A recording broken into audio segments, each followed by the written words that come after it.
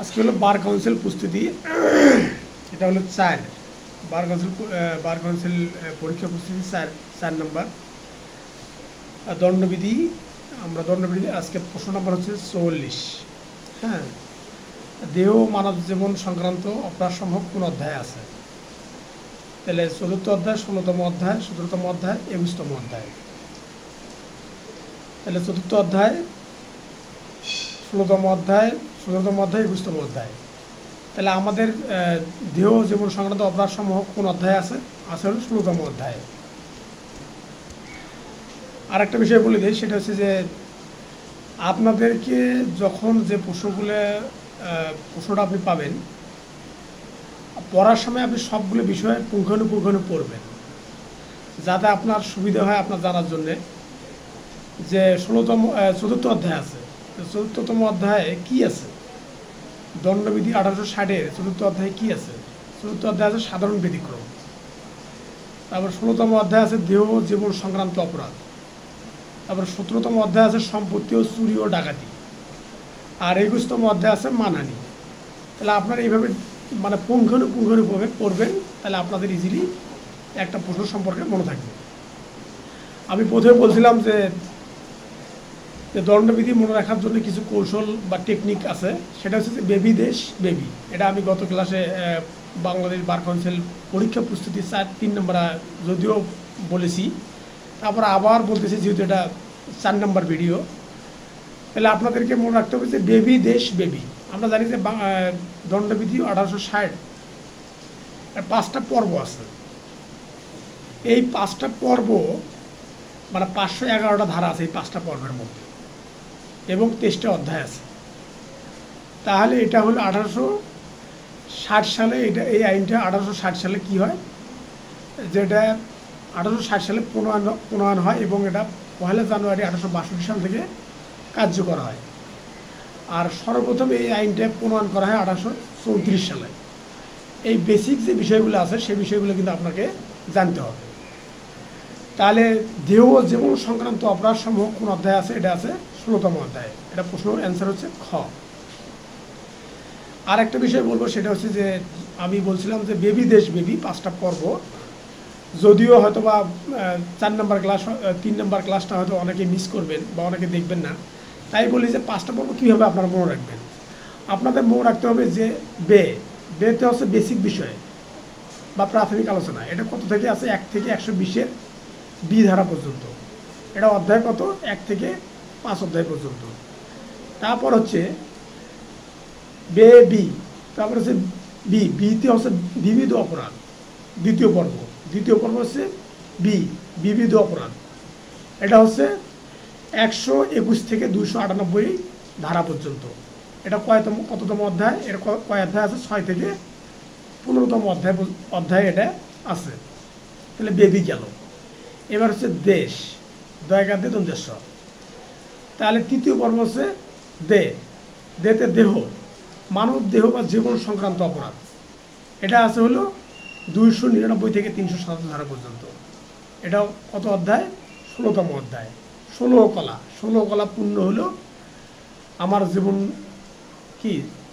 জীবন যাত্রা শুরু হলো। আপনাদের মনে রাখতে হবে যে 16 কলা পূর্ণ হলো জীবনযাত্রা শুরু হলো। তাহলে আপনি 16 বছর পরেই কিন্তু আপনাদের জীবনে যাত্রা শুরু হবে। তাহলে এইতে 16তে যায় কিন্তু যত সব হট্টগোল। আপনারা সকলে জানেন যে 18 বছর পরে মানুষের জীবনে সমস্ত কিছু ফিরে আসে। তার মানে তখন সে তার সমস্ত কিছু সে বুঝতে পারে। তো এই জন্য 16 বছর মানে 16 কলা। আর এই 16 কলা আছে তৃতীয় পর্ব, দণ্ডবিধি 3য় পর্ব, এবং একটা অধ্যায় আছে 16তম অধ্যায়। দেখেন একটা বিষয় যে একটাই অধ্যায় 16তম অধ্যায়। আপনি দেখবেন যে বেসিক বিষয় আলোচনা সেটা কিন্তু 1 থেকে 5-এর এই অধ্যায় পর্যন্ত। তারপর হচ্ছে বিবিধ অপরাধ, এটা হচ্ছে 6 থেকে 15তম অধ্যায়। অর্থাৎ অনেকগুলো অধ্যায় কিন্তু এখানে আছে, কিন্তু মানবদেহ জীবন সংক্রান্ত অপরাধে কিন্তু একটাই অধ্যায়, সেটা 16তম অধ্যায়। তারপর দ্বন্দ্বেশ্বর সম্পত্তি সংক্রান্ত অপরাধ। তাহলে সম্পত্তি সংক্রান্ত অপরাধ হচ্ছে আছে কত পর্ব? 16। এটা হচ্ছে 4th পর্ব। আর হচ্ছে অধ্যায় কত? 17তম অধ্যায়। তাহলে 17 অধ্যায়ে কি আছে? সম্পত্তি সংক্রান্ত অপরাধ। এটা ধারা হচ্ছে 299, ধারা হচ্ছে 378 থেকে 462 বি ধারা পর্যন্ত। তাহলে 378 থেকে 462 বি ধারা পর্যন্ত। তারপরে এবার আসলো পঞ্চম পর্ব। পঞ্চম পর্ব কি? বিবিধ অপরাধ। বিবিধ কি? বিবিধ অপরাধ। তাহলে 463 থেকে 511 ধারা পর্যন্ত। এটা কততম অধ্যায়? এটা 18 থেকে 23তম অধ্যায়। তাহলে আপনারা সহজে মনে রাখবেন যে বেবি দেশ বেবি, এই বেবি দেশ বেবি এই ফর্মুলার মধ্যেই আমাদের দণ্ডবিধির 511টা ধারা 23টা অধ্যায় রয়েছে। তো যাই হোক, এবার আমরা 45তম প্রশ্ন দেখব। 45তম প্রশ্নতে কি আছে? দণ্ডবিধিতে নেই কোনগুলো? তাহলে দণ্ডবিধিতে কোনগুলো নেই? ক নাম্বার আছে 2 মাস 2 ভাবে, 3 মাস 4 মাস। তারপরে খতে আছে 5 জন 5 ভাবে, 6 বছর 6 ভাবে। গতে আছে 9টি 280 দিন, 14 দিন 60 দিন। ঘতে আছে 5টি 10টি 3টি 12 বছর 13 বছর। তাহলে আপনাকে বলতে হবে কোনটা। তাহলে এখানে আমরা 2 মাস 2 ভাবে, 3 মাস 4 মাস। এই 2 মাস 50 টাকা বেশি হলে কি হয়? 2 মাস পর্যন্ত জেল। 50 টাকা যদি হয় তো 2 মাস পর্যন্ত জেল। তো 2 মাস পাইছি 2 ভাবে। তাহলে কারাদণ্ড কয় প্রকার? কারাদণ্ড 2 প্রকার, সশ্রম আর হচ্ছে বিনাশ্রম। মানে দণ্ড দণ্ড কত প্রকার? 2 প্রকার, সশ্রম বিনাশ্রম। তা 3 মাসে কি? অনধিকার গৃহপ্রবেশ। অনধিকার গৃহপ্রবেশ যদি করে 447 ধারায়, তাহলে তার কী হবে? সর্বোচ্চ শাস্তি কী হবে? 3 মাস পর্যন্ত শাস্তি হতে পারে। তারপরে 4 মাস। তাহলে আমরা জানি যে 50 টাকার মানে 100 টাকায় 4 মাস। এটা কত ধারা? 67 ধারা। আপনারা এইভাবে পুঙ্খানুপুঙ্খানুভাবে পড়বেন, ডিটেলস পড়বেন, তাহলে আপনাদের সব কিছু মনে থাকবে। হ্যাঁ, 5 জন 5 ভাবে, 6 বছর 6 ভাবে। তাহলে 5 জন আমরা কি জানি? ডাকাতি কয়জন হয়? ডাকাতি সদস্য কত? 5 জন। এটা কত ধারা? 391 ধারা। তারপরে এটা 141 ধারা, তো 5 জনের বিষয়ে উল্লেখ আছে। হ্যাঁ, 141 বেআইনি সমাবেশ 5 ভাবে।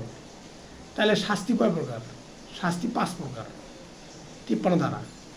তারপরে 6 বছর। তারপরে অথরান্ডের শাস্তি কত বছর হয়? সর্বোচ্চ কত বছর? 6 বছর। এটা 70 ধারা। তারপরে 6 ভাবে। অপথে গৃহপ্রবেশ বা অনধিকার গৃহপ্রবেশ, অপথে গৃহপ্রবেশ কয় প্রকার? 6 প্রকার, এটাও আছে। তাহলে আমাদের নাই কোনটা? 9টি 280 দিন, 14 দিন 60 দিন। এটা আমরা দণ্ডবিধিতে এই বিষয়টা নাই। আবার বলি, তারপরে ঘ নাম্বারটা আছে 5টি 10টি 3টি 12 বছর 13 বছর। তাহলে 5টি আমরা কোথায় পাই? এখন 5টি কোথায় পাই? 10টি কোথায় পাই? 5টি হলে চুরিতে আছে। যেমন অস্থাবর, মানে 5টি হলে কি? 5টা অস্থাবর সম্পত্তি, অসাধুভাবে, হ্যাঁ, বিনা অসম্মতিতে। এই যে 5টি চুরি, এই চুরিগুলো কিন্তু আছে 5 ভাবে। হ্যাঁ, 5 ভাবে চুরি সংগঠিত হয়। ঠিক আছে। তারপরে 10টি মানহানির উপাদান করা, 10টা। তারপরে 3টি আছে। 3টি ষড়যন্ত্র হলো 109 ধারা। ষড়যন্ত্র কয়টি? 3টি। তারপর 12 বছর, এটা হলো 75 ধারা। 13 বছর, এটা হলো 13 বছর হলো 12 বছর 75 ধারা। তারপরে 13 বছর 75 ধারা। ওই যে 12 বছরের যদি বইয়ের বয়স যদি 12 বছর হয়, তাহলে বইয়ের বয়স যদি স্ত্রী বয়স যদি 12 বছর হয়, তাহলে যদি স্বামী যদি থাকে, তাহলে এটা ধর্ষণ হিসেবে আখ্যায়িত হবে। 12 বছর। তারপর 13 বছর 75 ধারা কি আছে? 13 বছর।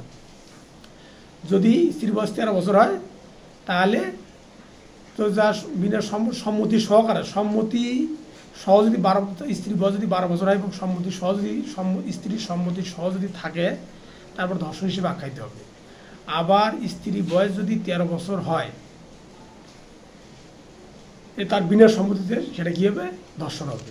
তাহলে আমরা ধারা যদি একটু পড়ি, তাহলে আমরা এটা বুঝতে পারবো। তাহলে এবার প্রশ্ন নম্বর হচ্ছে 46। তাহলে অপরাধমূলক সম্পত্তি আত্মসাৎকরণের সাথে কোন ধরনের সম্পত্তি জড়িত? স্থাবর প্লাস অস্থাবর সম্পত্তি, স্থাবর সম্পত্তি, অস্থাবর সম্পত্তি, অস্থাবর প্লাস স্থাবর সম্পত্তি। তাহলে অপরাধমূলক সম্পত্তি আত্মসাৎকরণের সাথে কোন ধরনের সম্পত্তি জড়িত? 46 নম্বর প্রশ্নটা আবার বলি। 46 নম্বর প্রশ্ন নম্বর 46, অপরাধমূলক সম্পত্তি আত্মসাৎকরণের সাথে কোন ধরনের সম্পত্তি জড়িত? অপরাধমূলক সম্পত্তি, প্রশ্নটা বোঝেন। অপরাধমূলক সম্পত্তি আত্মসাৎকরণের সাথে কোন ধরনের সম্পত্তি জড়িত? তাহলে ক নম্বর আছে স্থাবর প্লাস অস্থাবর।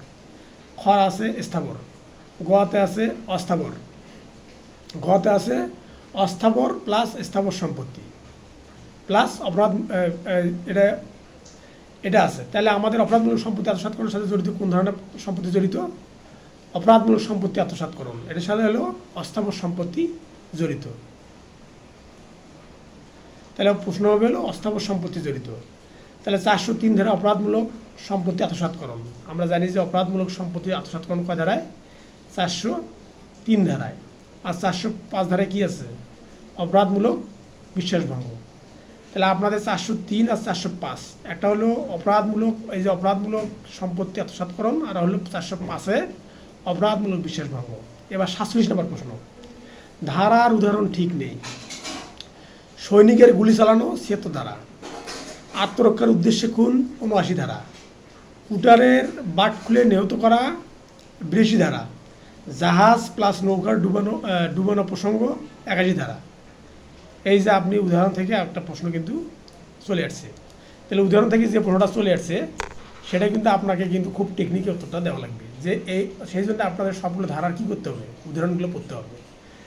তাহলে আবার বলি, ধারার উদাহরণ ঠিক নেই। সৈনিকের গুলি চালানো 76 ধারা, আত্মরক্ষার উদ্দেশ্যে খুন 79 ধারা, কুটারের বাট খুলে নিহত করা এটা হচ্ছে 82 ধারা, তারপরে জাহাজ প্লাস নৌকা ডুবানো প্রসঙ্গ এটা হলো 81 ধারা। তাহলে আমাদের ঠিক নেই কোনটা? কুটারের বাট খুলে নিহত করা 82 ধারা, এটা হবে কত? এটা হবে 81 ধারা। কুটারের বাট খুলে নিহত করা 82 ধারা, এটা ভুল আছে, এটা হবে কত ধারা? 81 ধারা। এবার 48 নম্বর প্রশ্ন, খেলাধুলা ধারা 87, খেলাধুলা ধারা 87, ডাক্তারের অপারেশন কত? যদি খেলাধুলার ধারা হয় 87 ধারা, তো ডাক্তারের অপারেশন কত ধারা?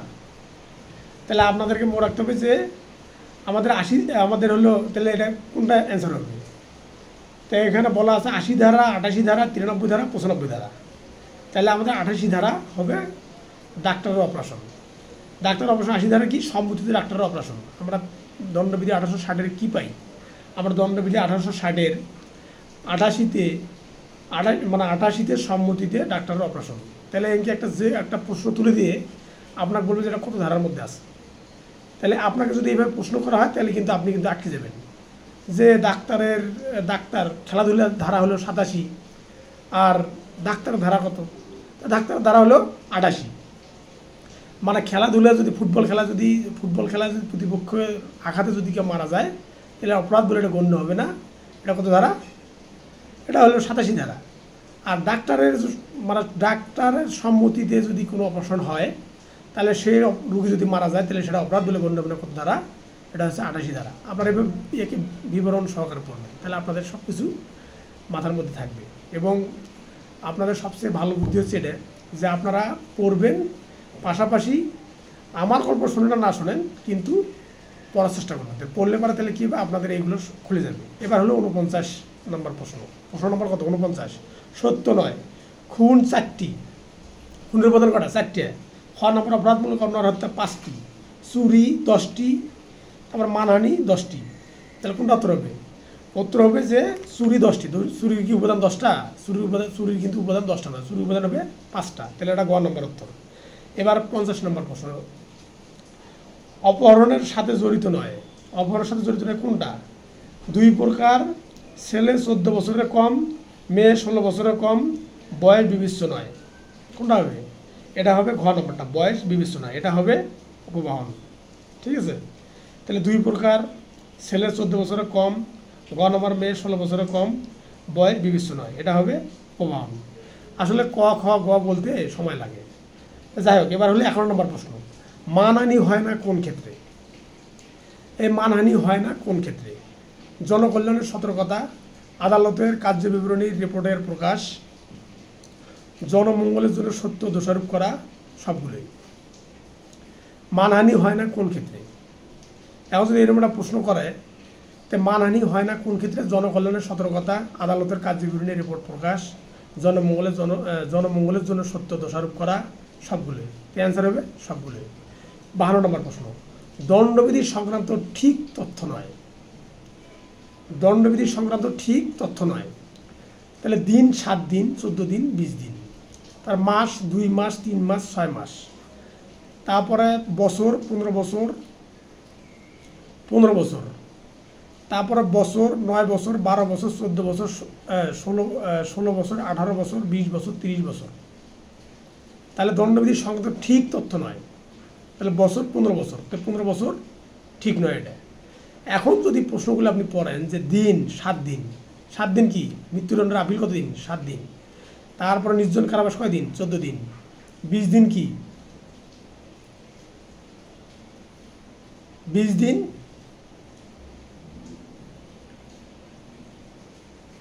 20 দিনটা এই মুহূর্তে মনে পড়তেছে না। 20 দিনটা আপনারা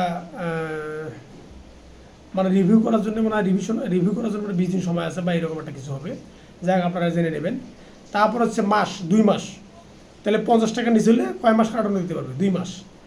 তারপর 3 মাস কি আছে? অনধিকার গৃহ প্রবেশের শাস্তি হলো 3 মাস। তারপর 6 মাস, 100 টাকার উপরে গেলে কয় মাস?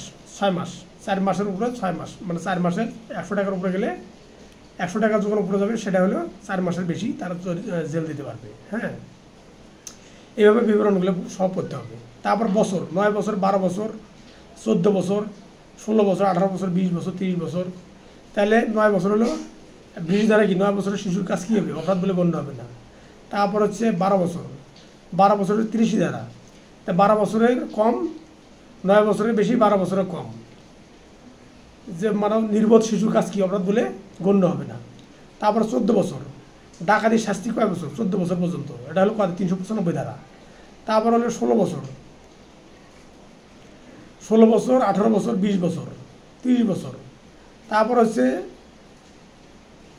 যাবজ্জীবন হলো কয় বছর? 30 বছর, এটা কয় ধারা? 14 ধারা। তারপর এবার 53 নম্বর প্রশ্ন, পেনাল কোড সম্পৃক্ত নির্ভুল তথ্য নয়, মানে পেনাল কোড সম্পৃক্ত নির্ভুল তথ্য নয় কোনটা? একমাত্র শাস্তি মৃত্যুদণ্ড 303, খুনের সত্য 4টি, তারপর অপরাধজনক নরহত্যার সত্য 5টি, তারপর রাজপথে দস্যুতার শাস্তি 12 বছর। তাহলে আমরা পাইলাম হলো রাজপথে দস্যুতার শাস্তি 12 বছর। এটা রাজপথে দস্যুতার শাস্তি কয় বছর? 14 বছর। এটা 12 বছর হবে না, ঠিক আছে? তো সঠিক হবে 14 বছর। হ্যাঁ, তারপর এবার 14 নম্বর উদাহরণ, 14 নম্বর প্রশ্ন হচ্ছে ধারার উদাহরণ ঠিক নেই। পকেটে হাত ঢুকানোর পর টাকা না পাওয়া 511 ধারা। তারপর ক কাল্পনিক ব্যক্তির নামে বিল অফ এক্সচেঞ্জ এর স্বাক্ষর করলে, তারপর পণ্যের উপর নকল মার্ক 415 ধারা। ক বাংলাদেশি নাগরিক উগান্ডায় খুন করে 3 ধারা। সঠিক হবে কোনটা? দেখেন ধারার উদাহরণ ঠিক নেই, পকেটে হাত ঢুকানোর পর টাকা না পাওয়া 511 ধারা। ক কাল্পনিক ব্যক্তির নামে বিল অফ এক্সচেঞ্জের স্বাক্ষর করলে 463 ধারা। পণ্যের উপর নকল মার্ক 415 ধারা। ক বাংলাদেশি নাগরিক উগান্ডায় খুন করে 3 ধারা। তাহলে এটাই ঠিক নেই, এটা হবে 4 ধারা। ক বাংলাদেশের নাগরিক উগান্ডায় খুন করে কয় ধারা? এটা 4 ধারা হবে, অর্থাৎ বাংলাদেশের ভেতরে বাংলাদেশের বাইরে।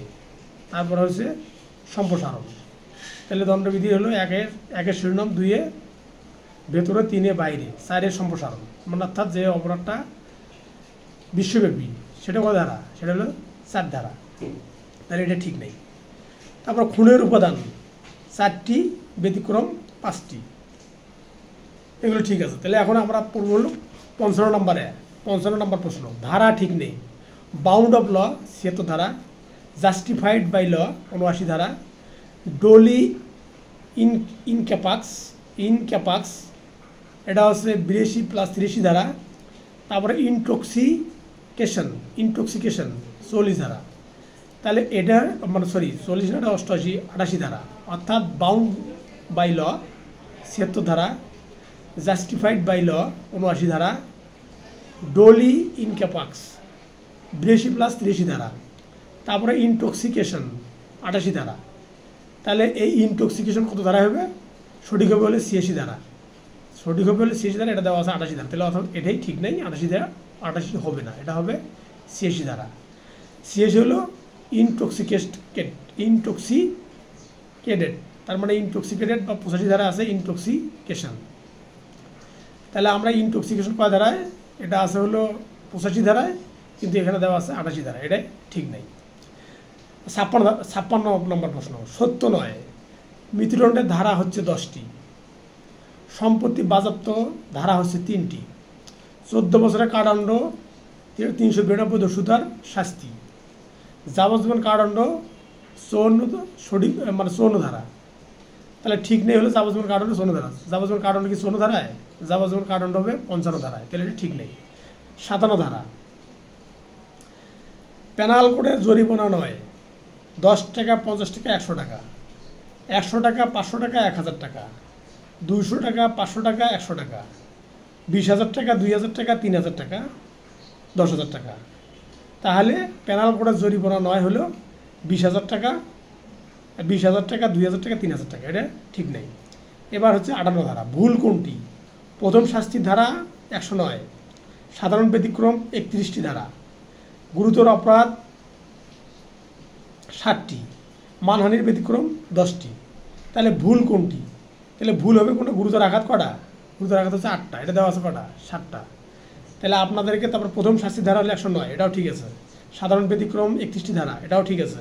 মানহানির ব্যতিক্রম 10টি, এটাও ঠিক আছে। তাহলে গুরুতর আঘাতের হলো 60টি দেওয়া আছে, এটা হবে 8টি। এইভাবে আপনাদেরকে পড়তে হবে। এবার 59 নম্বর প্রশ্ন, সর্বনিম্ন সদস্য ঠিক নেই। সাধারণ অভিপ্রায় 2 জন, প্ররোচনায় 1 জন, দস্যুতা 4 জন, হ্যাঁ, অপরাধজনক ষড়যন্ত্র 2 জন। তো সর্বনিম্ন সদস্য ঠিক নেই। তাহলে সর্বনিম্ন সদস্য ঠিক নেই। গ নম্বর প্রশ্ন হচ্ছে দস্যুতা 4 জন, এটা ঠিক নেই। এটা কতজন হবে? দস্যুতা কয়জন? 1 জন। এবার 60 নম্বর ধারা, 60 ধারা হলো 100 ধারা, ধারা 100 মানে 106টি, 103-এ কয়টি? ধারা 100-তে 100 ধারায় 6টি, 6টি কি আছে? উপাদান আছে। আর 103-এ কয়টি?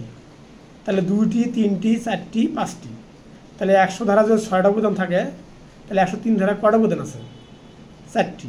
এইভাবে প্রশ্ন আসবে, এভাবে দণ্ডবিধি, এভাবে প্রশ্ন আসবে। এবং এইভাবে যদি আপনারা সবগুলো বিবরণ সুন্দর করে পড়েন, তাহলে আপনাদের কাজে লাগবে। এবার হচ্ছে ফৌজদারি কার্যবিধি। ফৌজদারি কার্যবিধি বিশাল ধারা, অনেকগুলো ধারা ফৌজদারি কার্যবিধি। ফৌজদারি কার্যবিধি মনে রাখা অনেক কঠিন। তারপরে ফৌজদারি যেহেতু 565টা ধারা, এটা একটা সহজে টেকনিকে মনে রাখার জন্য যে হয়তো বা আজকে ফৌজদারিটা শেষ, এই ফৌজদারি পর্যন্ত পড়ার পরে তারপরে হয়তো বা তেমন একটা সমস্যা হবে না। কারণ সুনির্দিষ্ট প্রতিকার আইন, তামাদি আইন, এগুলো ছোটো ছোটো ধারা আছে, মানে 29টা ধারা আর হচ্ছে 57টা ধারা, এগুলো সহজে মনে রাখতে পারবেন। তাহলে ফৌজদারি মূলত সর্বপ্রথম হচ্ছে, এটা হচ্ছে 22 মার্চ 1898 থেকে 1898 সালে এটা এই আইনটা হয় এবং কার্যকর হয় 1 জুলাই 1898। এটা হচ্ছে আইন নং 5 নম্বর আইন। 565টা ধারা আছে, তফসিল আছে 5টা, আর 46টা আছে হলো 46টা অধ্যায় আছে, আর 9টি খণ্ড আছে। তাহলে 9টি খণ্ড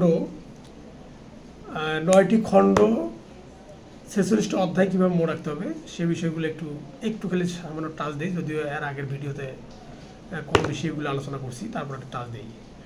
প্রথমে আসাদ, পরে তবু আবিষ্কার করে।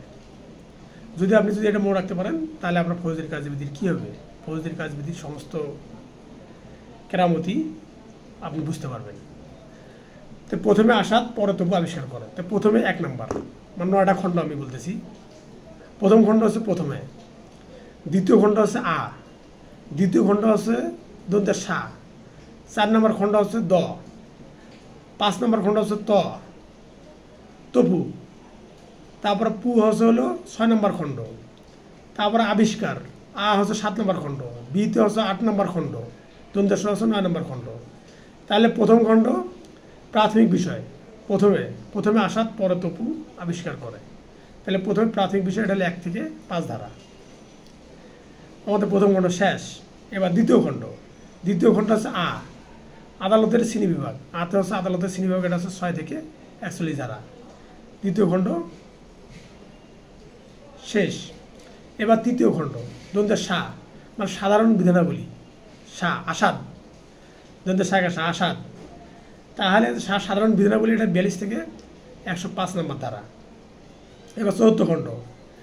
চতুর্থ খণ্ড অপরাধ দ আসাদ অপরাধ দমন, মানে অপরাধ দমন, দমন অপরাধ দমন, এটা হচ্ছে 106 থেকে 153 ধারা। তারপর তপু, তপু হচ্ছে 5 নম্বর খণ্ড। ততে তদন্ত, এটা হচ্ছে 154 থেকে 176 ধারা। তারপরে তপু, আপনি পড়া ধরবেন, পু কিন্তু বলা যাবে না, পুতে পথে পদ্ধতি, তাহলে 6ষ্ঠ খণ্ড, এটা হচ্ছে পদ্ধতি মানে সরকারের পক্ষে মামলা চালানোর পদ্ধতি, এটা হচ্ছে 107 থেকে 403 ধারা। এবার হচ্ছে আবিষ্কার, এটা হচ্ছে 7ম খণ্ড। আতে হচ্ছে আপিল, আপিল হচ্ছে 404 থেকে 442 এ ধারা পর্যন্ত। তারপরে হচ্ছে বি, এটা হলো 8ম খণ্ড, বিশেষ কার্যক্রম, এটা হচ্ছে 464 থেকে 491 এ ধারা পর্যন্ত। এবার আছে 9ম খণ্ড, দ্বন্দ্ব মানে আবিষ্কার, কারটা দরকার নাই, আবিষ, দ্বন্দ্ব সম্পূরক বিধানাবলী, এটা 492 থেকে 465 এ ধারা পর্যন্ত, 465 ধারা পর্যন্ত। হ্যাঁ, এটা এ নাই, 465 ধারা পর্যন্ত। আর ফৌজদারিতে তফসিল মনে রাখার একটা কৌশল আছে, সেটা হচ্ছে যে বাপেশা, বাপেশা অফ। তাহলে বাপেশা বা হচ্ছে প্রথম তফসিল, পে হচ্ছে দ্বিতীয় তফসিল, শাহ হচ্ছে তৃতীয় তফসিল, অ হচ্ছে চতুর্থ তফসিল, ফ হচ্ছে 5 নম্বর তফসিল। তাহলে বাপেশা অফ 5টা তফসিল কিন্তু এটার মধ্যে আছে, বাপেশা অফ। তাই বাতে হচ্ছে বাতিল, প্রথম তফসিল কি আছে, ফৌজের কাজ প্রথম তফসিল বাতিল হয়ে গেছে,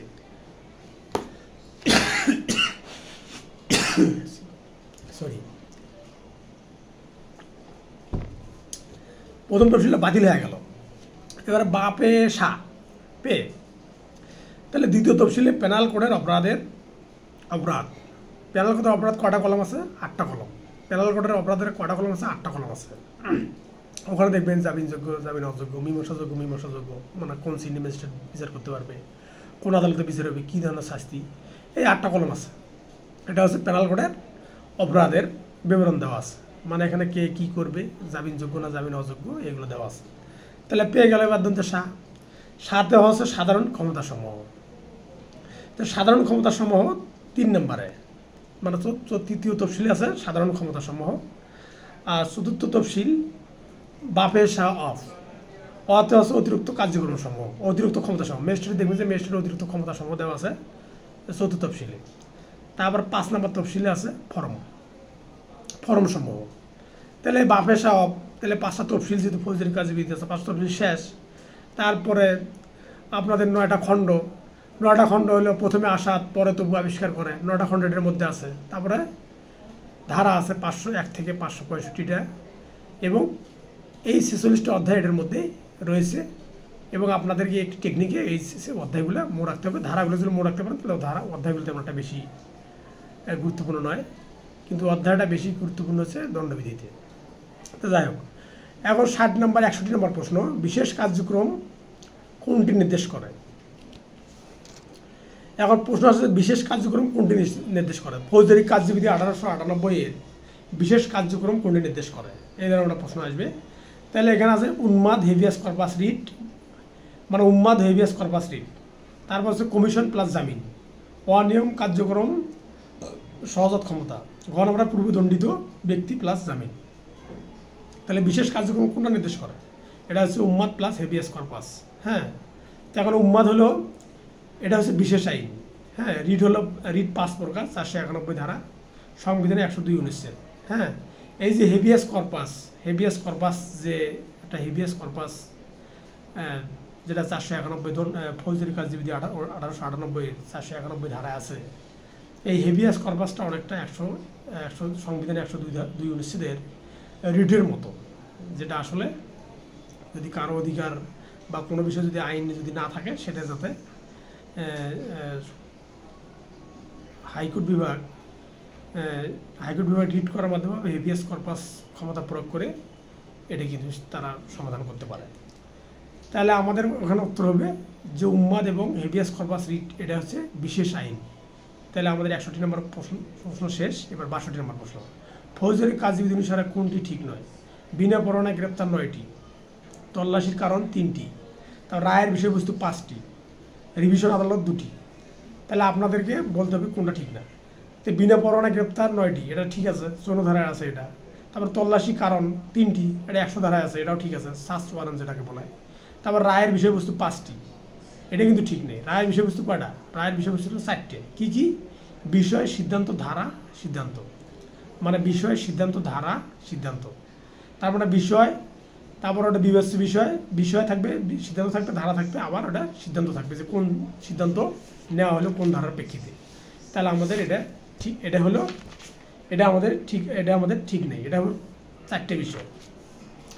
তারপর 63 নম্বর প্রশ্ন, ফৌজদারি কার্যবিধিতে প্রকারভেদ নেই। ফৌজদারি কার্যবিধিতে প্রকারভেদ নেই, 2 প্রকার, 3 প্রকার, তারপর 3 প্রকার, 9 প্রকার, 3 প্রকার, 4 প্রকার, 10 প্রকার, 12 প্রকার। তো ফৌজদারি কার্যবিধিতে প্রকারভেদ নেই, 10 প্রকার, 12 প্রকার। ফৌজদারি কার্যবিধি 2 প্রকার, 3 প্রকার, এগুলো আছে, 3 প্রকার, 9 প্রকার, এগুলো আছে। আপনি এটা কীভাবে মনে রাখবেন 2 প্রকার 3 প্রকার? তাহলে কোর্ট হচ্ছে 2 প্রকার। কি কোর্ট? দায়রা আদালত আর হচ্ছে ম্যাজিস্ট্রেট আদালত। দায়রা আদালত, জুডিশিয়াল আদালত আর হচ্ছে দায়রা আদালত। তারপরে ওটা ভাগ হয়ে আছে, দায়রা আদালত 3 প্রকার, ম্যাজিস্ট্রেট আদালত 4 প্রকার, এগুলো ভাগ হয়ে আসছে। হ্যাঁ, তারপরে 3 প্রকার, এই 3 আছে, 9 আছে। তিনে কি আমাদের 55 ধারায় থানার ভারপ্রাপ্ত কর্মকর্তা 3 জন ব্যক্তিকে গ্রেপ্তার করতে পারে। কি কি ব্যক্তি? যে অভ্যাসগত দস্যু, দাগি আসামি, এগুলোকে গ্রেপ্তার করতে পারে। হ্যাঁ, আর বিনা ওয়ারেন্টে হলো 9 প্রকার ব্যক্তিকে তারা গ্রেপ্তার করতে পারে। তাহলে 3 প্রকার 4 প্রকার এগুলো আছে, এগুলো বিবরণ ডিটেলস পড়বেন। হ্যাঁ, তারপর 64 নম্বর প্রশ্ন, ফৌজদারি কার্যবিধি সংক্রান্ত দিন নয়। 7 দিন, 30 দিন, 15 দিন, 30 দিন, 90 দিন, 6 দিন, 120 দিন, 180 দিন, 360 দিন। তাহলে ফৌজদারি কার্যবিধি সংক্রান্ত দিন নয়, 90 দিন, 6 দিন। তো এটা আমরা মনে রাখতে হবে যে ফৌজদারি কার্যবিধি সংক্রান্ত দিন নয়। তাহলে 7 দিন, 30 দিন, তো 7 দিন কাজ অনুচ্ছেদ 150। 7 দিন কি? মৃত্যুদণ্ডের আপিল সময় কত? 7 দিন। 30 দিন কি? দায়রা আদালতে কি? দায়রা আদালতে আপিলের সময় কয় দিন? 30 দিন। তাহলে কত অনুচ্ছেদ আছে? এটা 154 অনুচ্ছেদে আছে। তারপরে 15 দিন। 15 দিন কি? রিমান্ডের সর্বোচ্চ মেয়াদ কয় দিন? 15 দিন। এটা কত ধারা? 167 ধারা।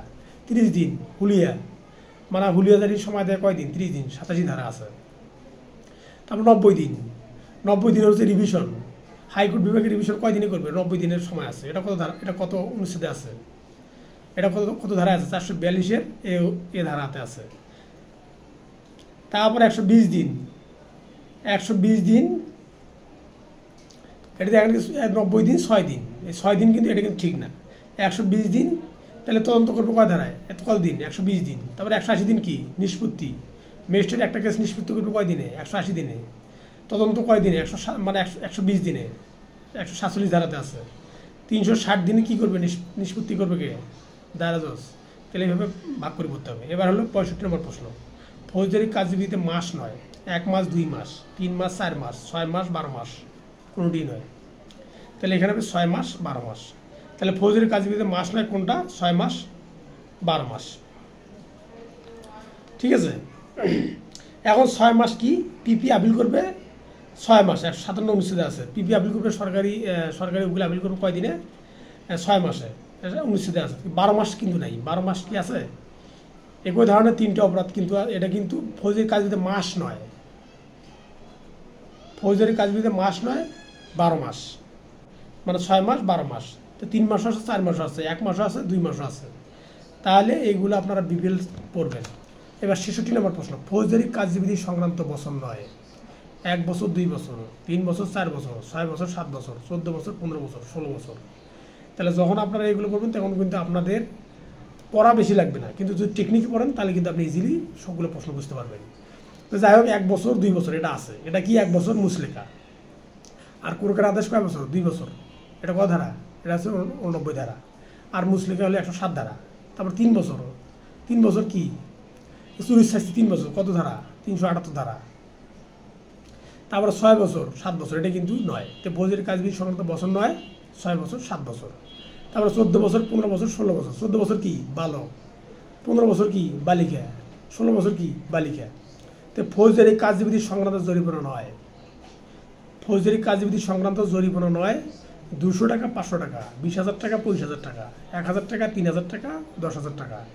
তারপরে হচ্ছে 500 টাকা, 1000 টাকা, 2000 টাকা। তাহলে ফৌজদারি কার্যবিধি সংক্রান্ত জরিমানা নয় 20,000 টাকা, 25,000 টাকা। তো 20,000 টাকার কথা মনে আছে? 20,000 টাকা হলো দেওয়ানি কার্যবিধি কয় টাকা? সর্বোচ্চ ক্ষতিপূরণ কত? 20,000 টাকা। তারপর হলো স্বল্প আদালত, স্বল্প ইক্তিয়ার সম্পন্ন আদালত সর্বোচ্চ কয় টাকা পর্যন্ত কেস নিতে পারবে? 25,000 টাকা। তাহলে এইগুলো আপনাদের যখন একটা প্রশ্ন পড়বে তখন এইগুলো ডিটেলস পড়বে যে এই 20,000 টাকা কোথায় আছে। তারপরে যে 200 টাকা, 500 টাকা এগুলো আছে কোথায়? এই 500 টাকা কি? বেআইনি সমাবেশে যদি অংশগ্রহণ করে 141 ধারায়, তাহলে বেআইনি সমাবেশের জরিমানা কত? 500 টাকা। তাহলে এই যে 500 টাকা, 200 টাকা, 200 টাকা কি? সংক্ষিপ্ত বিচারের জরিমানা কয় টাকা? 200 টাকা। তাহলে আপনারা যখন টাকার কথা বলবেন তখন আপনার কিন্তু মাথার মধ্যে থাকতে হবে যে এটা কি, তাহলে কিন্তু আপনি তখন সাকসেস হবেন, তাছাড়া কিন্তু সাকসেস হওয়ার কোনো ওয়ে নেই। এবার হচ্ছে 68 নম্বর প্রশ্ন, আপিলের সাথে জড়িত নয়, আপিলের সাথে জড়িত নয়, মুক্তি, অব্যাহতি, কোর্টাদেশ, রিভিশন, দণ্ডাদেশ, খালাস, আপিল, জামানত নাকচ আদেশ, মুচলেকা। তারপর হচ্ছে অপরাধ দণ্ডাদেশ প্লাস খালাস, কোনটা হবে? মুক্তি, অব্যাহতি, কোর্টাদেশ, রিভিশন। মানে মুক্তি, অব্যাহতি, কোর্টাদেশ এটা আপিলের সাথে জড়িত নয়। তাহলে মুক্তি, অব্যাহতি, কোর্টাদেশ এটা আপিলের সাথে জড়িত নয়। তাহলে আপিলের সাথে জড়িত কোনটা? দণ্ডাদেশ, খালাস, আপিল মানে খালাস এটা কিন্তু আপিল হবে। তারপরে জামানত নাকচের আদেশ এটা কিন্তু আপিল হবে। তারপর মুচলেকার বিরুদ্ধে কিন্তু আপিল হবে। অপর্যাপ্ত দণ্ডাদেশ বিরুদ্ধে এটা কিন্তু আপিল হবে। খালাসের বিরুদ্ধে আপিল হবে, সেটা আগে বললাম। তাহলে আপনি যদি এখন বলেন যে মুক্তি, মুক্তি কত ধারা আছে? 249 ধারা। অব্যাহতি কত ধারা আছে? 241 এ ধারা। তারপরে কোর্টাদেশ কোথায় আছে? 89 ধারা, ওই যে কুরুকি সম্পত্তি আটক ফৌজদারি কার্যবিধির। তারপরে দণ্ডাদেশ, তারপরে খালাস কোথায় আছে? এই যে খালাস 157 অনুচ্ছেদ, পিপি কয় মাসে খালাসের বিরুদ্ধে আপিল করতে পারবে? 6 মাস। তাহলে এটা কত অনুচ্ছেদ? 157 অনুচ্ছেদ। আপিল 407, 408, 410 এটা কার? এটা আসামির। তো এইগুলোর বিষয়ে মনে রাখতে হবে। জামানত নাকচের আদেশ, তো জামানত নাকচের আদেশ হলো কয় ধারায় আছে? 122 ধারা আছে জামিনদারের নাকচ, 125 ধারা আছে শান্তি রক্ষার জন্য মুচলেকা জামানত, ঠিক আছে? তার মুচলেকা কত আছে? 121 ধারা মুচলেকার বিষয়বস্তু। তাহলে মুচলেকা বললে আপনার মাথায় থাকতে হবে যে এটা কয় ধারা, তখন আপনি কি করতে পারবেন, তখন আপনি বুঝতে পারবেন। তারপরে এবার হচ্ছে প্রশ্ন নম্বর 69। 69 নম্বর প্রশ্ন হচ্ছে রিভিশন সংক্রান্ত শব্দ নয় কোনটি? রিভিশন সংক্রান্ত শব্দ নয় কোনটি? মুক্তি, অব্যাহতি, ক্রোকাদেশ বাতিলের আদেশ, ক্রোক বাতিলের আদেশ, অপর্যাপ্ত দণ্ডাদেশ। তাহলে রিভিশন সংক্রান্ত শব্দ নয় কোনটি? অপর্যাপ্ত দণ্ডাদেশ। সরি, আরেকটা ভুলে গেছে, এটা মুক্তি, রিভিশন 250 ধারা, ঠিক আছে? তার অব্যাহতি 241 এ ধারা আর 265 সি ধারা। তারপরে ক্রোকের আদেশ বাতিল মানে ক্রোক আদেশের মানে ক্রোক বাতিলের আদেশ, এটা রিভিশন, এটাও ঠিক আছে। অপর্যাপ্ত দণ্ডাদেশ 417, এটা হবে 417 ক, মানে 417 ক আপিল হবে। তাহলে এটা ঠিক নেই, রিভিশন সংক্রান্ত শব্দ নয় কোনটি? আমি প্রশ্নগুলো বলতেছি, এগুলো প্রশ্নগুলো বের করে ভালো করে পড়িয়ে বুঝবেন। যদি অত কিছু বুঝতে পারবেন না, তারপরে মানে যেহেতু এগুলো দীর্ঘ আলোচনা, এটা তো আর হুট করে বোঝা যাবে না, জাস্ট খালি একটা ধারণা দিচ্ছি আপনাদের যাতে মনে থাকে। তো ফৌজদারি মামলা ধারার সাথে জড়িত নয়, ফৌজদারি মামলা ধারার সাথে জড়িত নয়। জিআর কেস 154,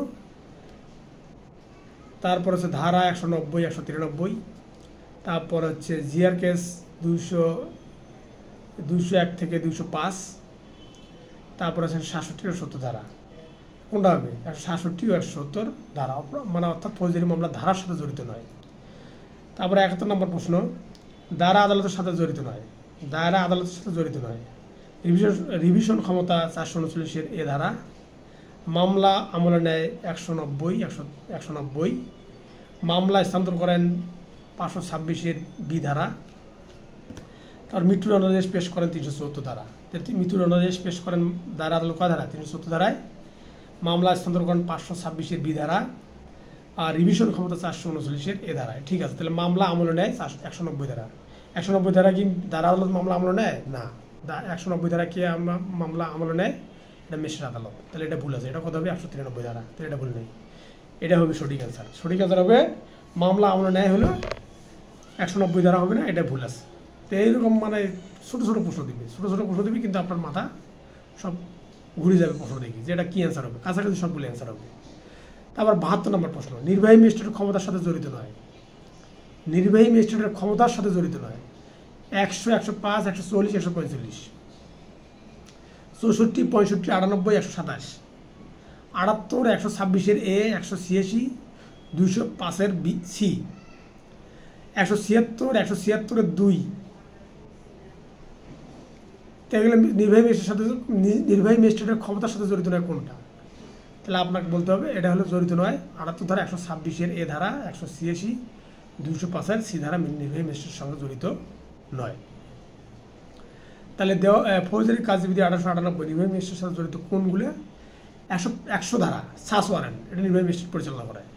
105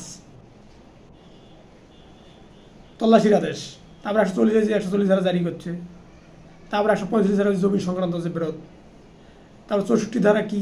ম্যাজিস্ট্রেটের সামনে সংগঠিত অপরাধের গ্রেপ্তার করতে পারবে, যেটা 64 ধারা যে আসছিল 20 সালে, 23 সালে প্রশ্নটা আসছিল। 65 ধারা কি? ম্যাজিস্ট্রেট কর্তৃক গ্রেপ্তার, 65 ধারা। তারপর হচ্ছে 98 কি আছে? চোরাই মাল, জাল দলিল, এগুলো আছে। তারপরে 127 কি আছে? সমাবেশ ছত্রভঙ্গ হইবে। তারপরে 176 কি? ম্যাজিস্ট্রেট কর্তৃক মৃত্যুর কারণ অনুসন্ধান, 176 2 লাশ উত্তোলন। এইগুলো হলো আপনাকে মনে রাখতে হবে। এবার আমরা যাব হচ্ছে ফৌজদারি কার্যবিধি অনুসারে জরিমানা অনাদায়ের কারণের সাথে জড়িত নয় 33 ধারা, তারপরে 1, 2, 3 বছর, 3, 6, 9 মাস, 65 ধারা। তাহলে ফৌজদারি কার্যবিধি অনুসারে জরিমানা অনাদায়ের কারণের সাথে জড়িত নয় কোন ধারাগুলো? তাহলে 33 ধারা জরিমানা অনাদায় দণ্ড 1, 2, 3 বছর, 3, 6, 9 মাস, 65 ধারা। তাহলে 65 ধারা ফৌজদারি কার্যবিধি জরিমানা অনাদায়ে কারণ, এটা হলো কয় ধারা আছে? এটা আছে পেনাল কোডের 65 ধারাতে, কিন্তু এটা ফৌজদারি হবে না। তাহলে ফৌজদারি কার্যবিধির সাথে জরিমানা অনাদায়ে কারণের সাথে জড়িত নয় 65 ধারা। ঠিক আছে। এবার হচ্ছে 75 ধারা, সত্য ধারা নয়, মানে সত্য ধারা নয় কোনটা? দণ্ড তদন্তের সময় রিমান্ড 167 ধারা 15 দিন। ঠিক আছে। এটা বিচারের সময় রিমান্ড 340 ধারা, মুলতবি বা স্থগিত বা রিমান্ড 340 ধারা। তারপরে মুলতবি 345 ধারা। তারপরে আপিল খারিজ 421 ধারা। তাহলে আমাদের সত্য ধারণা কোনটা? 345 ধারা, মুলতবি 345 ধারা। মুলতবি কয় ধারায়? 340 ধারায়, ঠিক এখানে দেওয়া আছে 345, তাহলে এটা ঠিক না। তারপর 76 ধারা, অপর্যাপ্ত দণ্ডের বিরুদ্ধে আপিল আদালত নয়, CGM, SGC, AD, high court division. তাহলে এটা আমি chief judicial magistrate, senior judicial court, তারপর হচ্ছে আপিলেট ডিভিশন, হাইকোর্ট ডিভিশন। তাহলে অপর্যাপ্ত দণ্ডের বিরুদ্ধে আপিল আদালত নয় কোনটা? AD। তার মানে আপিলেট ডিভিশন। অপর্যাপ্ত দণ্ডের বিরুদ্ধে কিন্তু আপিল আদালত নয়, AD মানে আপিলেট ডিভিশন। এবার প্রশ্ন নম্বর 77, খালাস এবং অপর্যাপ্ত দণ্ডের বিরুদ্ধে আপিল চলাকালীন সময়ে আপিলকারী মারা গেলে আপিল কী হবে? খালাস এবং অপর্যাপ্ত দণ্ডাদেশের বিরুদ্ধে আপিল চলাকালীন সময়ে আপিলকারী মারা গেলে আপিল পণ্ড হবে না উভয় কোনোটি। মানে খালাস এবং অপর্যাপ্ত দণ্ডের বিরুদ্ধে আপিল চলাকালীন সময়ে আপিলকারী মারা গেলে আপিল কী হবে? পণ্ড হবে। তাহলে ক নম্বরটা উত্তর পণ্ড হবে। ফৌজদারি কার্যবিধি পাওয়া যায়নি যে তথ্যগুলো: 2 মাস, 3 মাস, 13 মাস 1 দিন, 9 দিন, 1 বছর, 3 বছর, 180 দিন, 15 দিন, 14 দিন। তো কোন তথ্যগুলো ফৌজদারি কার্যবিধিতে পাওয়া যায়নি যে তথ্যগুলো? সেটা হচ্ছে 3, 13 মাস, 1 দিন, 9 দিন, 460 দিন, 280 দিন, এগুলো পাওয়া যায়নি। তো পাওয়া গেছে কি? 2 মাস। 2 মাস হয়েছে যে 140 ধারা জারি করলে কয় মাস বলবৎ থাকে? 2 মাস, এটা পাওয়া গেছে। 3 শ্রেণী 2 প্রকার। দায়রা আদালত কয় প্রকার? 3 প্রকার। 3 শ্রেণীর দায়রা আদালত আছে। 2 প্রকার কি? ম্যাজিস্ট্রেট, জুডিশিয়াল ম্যাজিস্ট্রেট আর নির্বাহী ম্যাজিস্ট্রেট। হ্যাঁ, তাহলে 1 বছর, 3 বছর, 180 দিন, 360 দিন, এইভাবে আপনাকে ডিটেলস করতে হবে। তারপর হচ্ছে এটা এইভাবে আপনারা যদি পড়েন তাহলে আপনার ফৌজদারি কার্যবিধি এইভাবে আপনারা মনে রাখতে পারবেন। এবার বার কাউন্সিল, বার কাউন্সিল থেকে বেশি একটা প্রশ্ন আসবে না, বার কাউন্সিল শর্টকাট প্রশ্ন আসবে। হ্যাঁ, বার কাউন্সিল সুনিষ্ঠ প্রতিকার আইন, তামাদি আইন যদি জানার যদি মনে হয় যে পড়তে কষ্ট হচ্ছে, তাহলে আমার এই মেসেজে আমার ফেসবুকে দেখবেন যে একটা নাম্বার আছে, ওই নাম্বারে ফোন দিলে আমি পরে সুনিষ্ঠ প্রতিকার আইন তামাদি বার কাউন্সিল নিয়ে আলোচনা করব। সবাই ভালো থাকেন এবং আমাদের জন্য দোয়া করেন। বাই।